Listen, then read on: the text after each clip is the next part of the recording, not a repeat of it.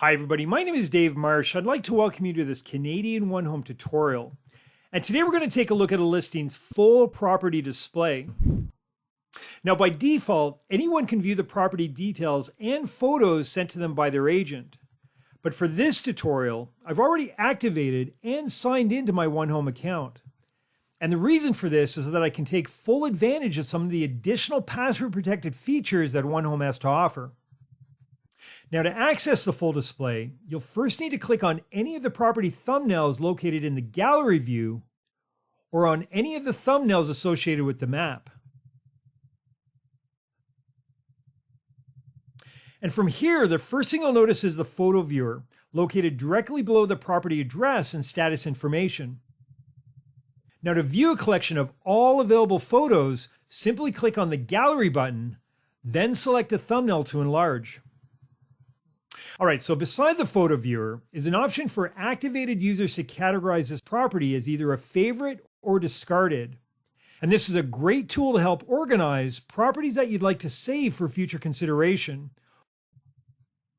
Below that is a feature that helps estimate the monthly costs associated with purchasing a property at this price. And you can see that we're able to break the costs down by mortgage, property taxes, insurance, HOA fees, and utilities. Next, activated users are able to request a property tour from their agent simply by clicking the tour button and then entering a preferred date and time.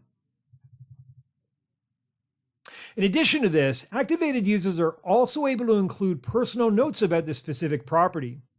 And because the account is password protected, only my agent and fellow group members will have access to what I've written.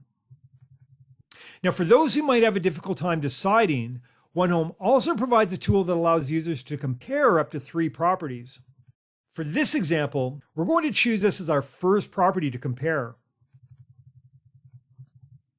Now, directly below the photos, we'll find additional information about the property, starting with the description, as well as a map showing exactly where the property is located.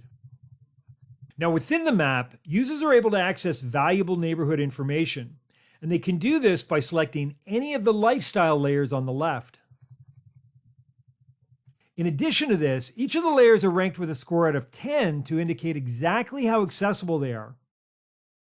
And finally, users are able to calculate their commute time from this property to another specific address,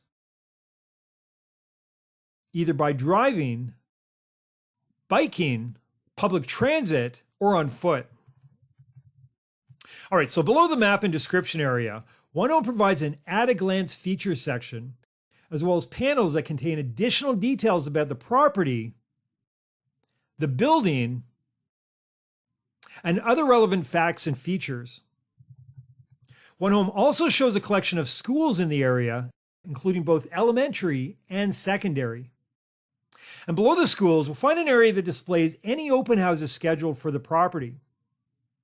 And finally, located near the footer are scores indicating how easy or how difficult it is to navigate the neighborhood, either by walking, biking, or by public transit. All right, well, this concludes this Canadian OneHome tutorial. I'd like to thank you for watching and hope that you can join me for another session. Take care.